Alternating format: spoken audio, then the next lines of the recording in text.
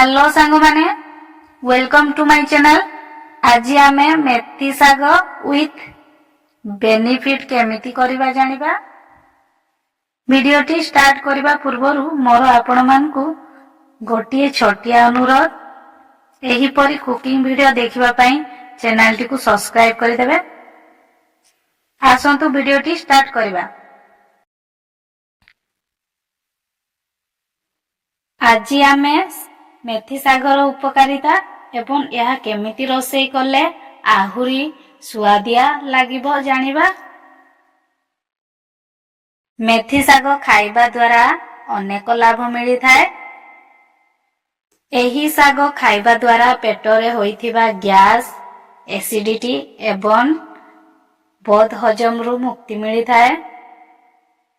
मेथी सागरे anti diabetes गुण थाए, जहा ब्लड सुगर रो स्तर को नियंत्रण करि थाए। एथिरे आयरन रो मात्रा अधिक थाए, तेणु एही साग खाइबा द्वारा हीमोग्लोबिन रो अभाव दूर हुए। मेथी सागरे थिबा विटामिन मिनरल्स स्किन को चिकण एवं उज्जवल करि थाए। देखिले तो यह आम पाई केते लाभदायी अटे। आसंतु जानिबा एही साग को केमिति रोषेई कले यह आहुरी सुआदिया लागिबो। मु एठारे गोटिए बिड़ा मेथी साग नैची, जहा मार्केट रे आपण मानंकु अति सहजरे मिली जिवो। एही साग को प्रथमे भलो भाबरे बछा बछि करि देबा। तापरे साग को काटी देबे, तासो बाइगण को भी काटी देबे।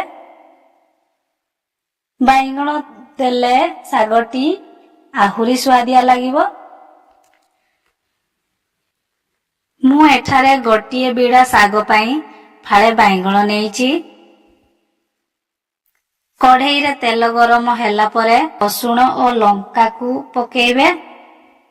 रसुण को छोट छोट पीस करी देबे एवं लंका को फाळे करी पकेइबे।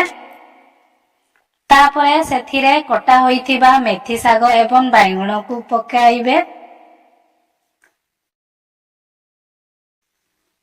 सेथिरे स्वाद अनुसार लूण ऐड करिवे। यहा को भलो भाबरे घांटी देबे।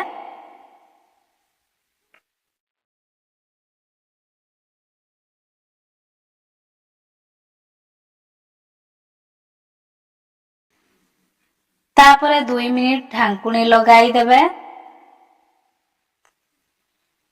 2 मिनिट परे ढांकुणी हटाई आउ थरे घांटी देबे।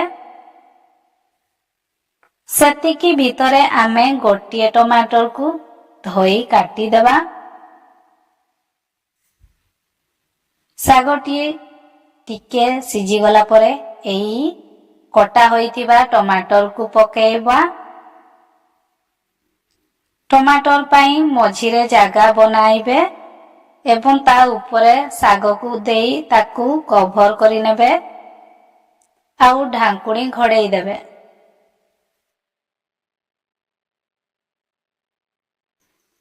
दस मिनिट परे ढांकुणी हटाई टमाटर को चेक करिबे। देखंतु आमर टमाटर सिझी गलानी। यहा को भलो भाबरे थरे घांटी देबा। आम मेथी साग रेडी होई गलानी। आपण यहा को भात किंबा रोटी सांगरे खाई परिबे। मोर एई मेथी साग विथ बेनिफिट रेसिपी आपण मानकु केमिति लागिला निश्चय कमेंट रे जणाइबे। आपणक पई एते परिश्रम करूची, प्लीज चैनल टी को सब्सक्राइब करि देबे। Thank you.